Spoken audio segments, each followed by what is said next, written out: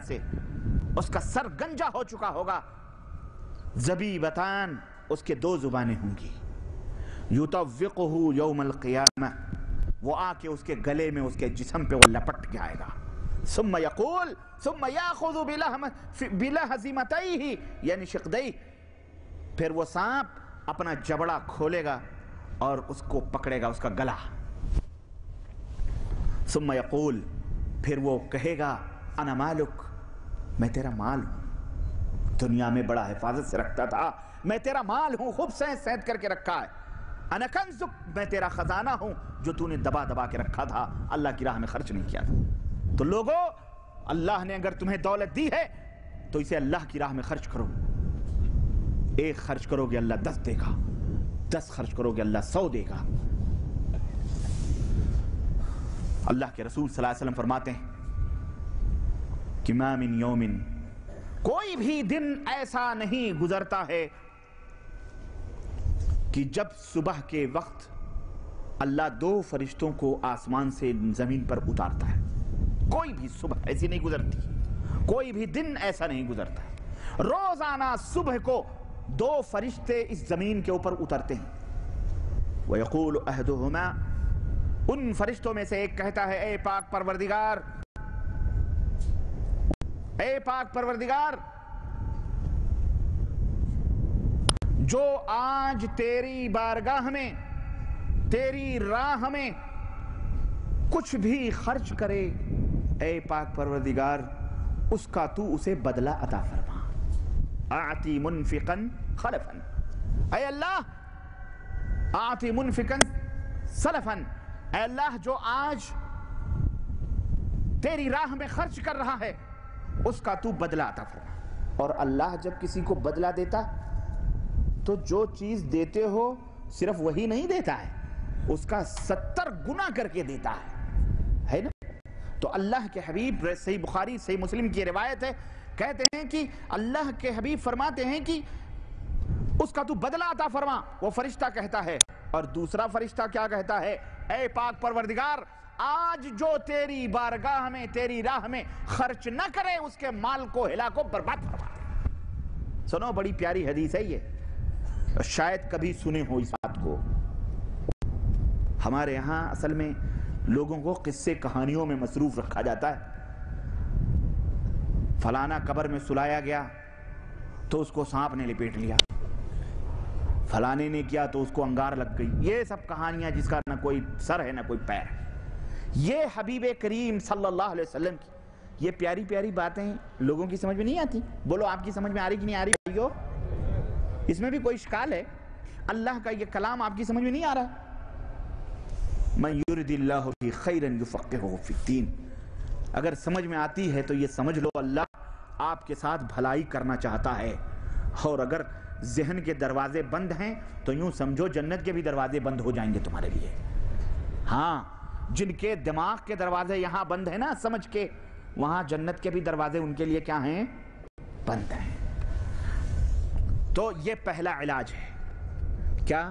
کہ اللہ کی راہ میں جو اللہ نے مال و دولت دی ہے اس کو خرچ کیا جائے، زکوٰۃ کے طور پر، صدقات کے طور پر، خیرات کے طور پر اللہ کی راہ میں خرچ کر دیا جائے، یعنی غریبوں کو، مسکینوں کو دیا جائے۔ انشاءاللہ اس سے شرح غربت میں ضرور کمی واقع ہوگی کہ نہیں ہوگی؟ غریبوں کی ضرورتیں پوری ہوں گی اور انشاءاللہ غربت مٹے گی۔ یہ پہلا علاج ہے۔ دوسرا علاج کیا ہے؟ وراثت، مال جو اللہ رب العزت نے آپ کو دیا ہے، صدقے اور خیرات کے بعد جو مال آپ کو کے پاس باقی بچا ہے، آپ کے مرنے کے بعد وہ مال آپ کے ساتھ آپ کی قبر میں دفن نہیں ہوگا۔ جو آپ نے کھا لیا، پہن لیا، جو اللہ کی راہ میں خرچ کر دیا، یہی آپ کا ہے، یاد رکھو۔ اللہ کے حبیب فرماتے ہیں کہ یقول ابن آدم مالی مالی، ابن آدم چلاتا ہے میرا مال میرا مال، حالانکہ اس کا مال کتنا ہے؟ جو اس نے کھا لیا، جو پہن لیا، وہی اس کا مال ہے۔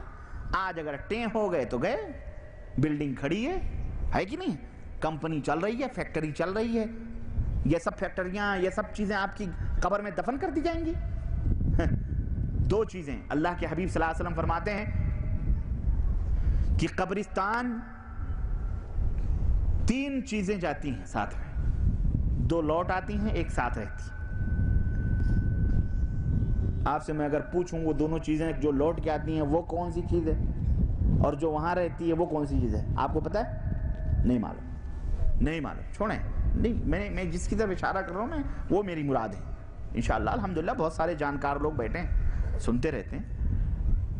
بھائیو سنو، وہ دونوں چیزیں کیا ہیں جو لوٹ کے آتی ہیں؟ جاتی تو تینوں ساتھ میں، لیکن دونوں لوٹ کے آتی ہیں، ایک ہی خبر میں جاتی۔ اللہ کے حبیب صلی اللہ علیہ وسلم فرماتے ہیں اہلہ و مالہ، اس کا مال اور اس کے آل اولاد، اس کے اہل و عیال واپس آ جاتے ہیں۔ وَأَعْمَالُهُ يَبْقَى مَعَهُ، اور اس کے اعمال اس کے ساتھ، مال، اہل و عیال اور اعمال تینوں کے لاسٹ میں لام لام لام ہے، دو لام والے واپس آ جاتے ہیں، ایک ہی اعمال جو اس کے ہوتے ہیں اس کی خبر کے ساتھ ہوتے ہیں، ہے کہ نہیں؟ جو عمل تم نے کیا ہے وہ تمہارے ساتھ ہے، اچھا کیا ہے تو اچھا، برا کیا ہے تو برا، لیکن یہ دونوں چیزیں تمہارے اہل و عیال اور تمہارے مال کیا قبر میں جاتے ہیں، سوتے ہیں۔ وہ بیوی جو تمہارے بغیر جس کو نیند نہیں آتی، اس کو کہو تو 5 منٹ اپنے شوہر کے ساتھ سو جا، قبر میں سوئے گی؟ کہے گی تمہارا دماغ خراب ہے، ہمیں زندہ ہی دفن کرنا چاہتے ہو؟ ابھی مر گیا، پیارا، ٹھیک ہے پیارا، دیکھیں آپ دیکھیں نظریے کیسے بدلتے ہیں۔